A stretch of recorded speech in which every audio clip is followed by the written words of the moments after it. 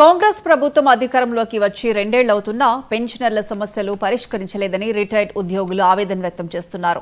హైదరాబాద్లోని ఇందిరా పార్క్ ధర్నా చౌక్ దగ్గర నిరసన కార్యక్రమం చేపట్టారు. ఈ నిరసనలో ఎమ్మెల్సీ ప్రొఫెసర్ కోదండరాం హాజరై మద్దతు తెలిపారు. ఈ సందర్భంగా ఆయన మాట్లాడుతూ ప్రభుత్వం పెన్షనర్ల సమస్యలను సానుకూలంగా స్పందించి పరిష్కరించాలని కోరారు. ఆ తర్వాత జేఏసీ అధ్యక్షులు లక్ష్మయ్య మాట్లాడుతూ పెండింగ్లో ఉన్న డీఏ, పీఆర్సీలను వెంటనే విడుదల చేయాలని డిమాండ్ చేశారు.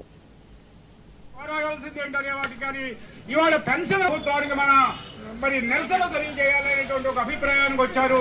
ఇది నిజంగా ఊహించని పరిణామం.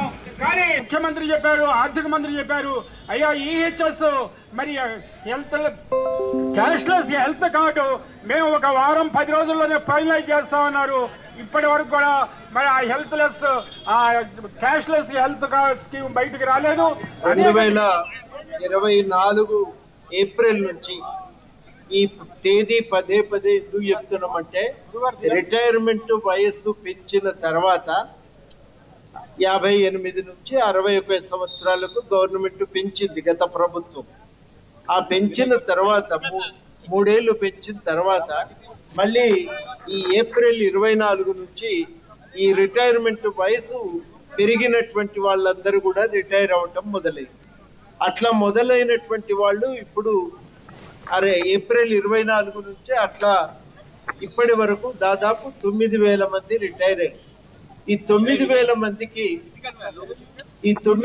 మందికి ఇప్పటి వరకు కూడా గవర్నమెంట్ వాళ్ళ పెన్షన్ బెనిఫిట్స్ ఇవ్వలేదు.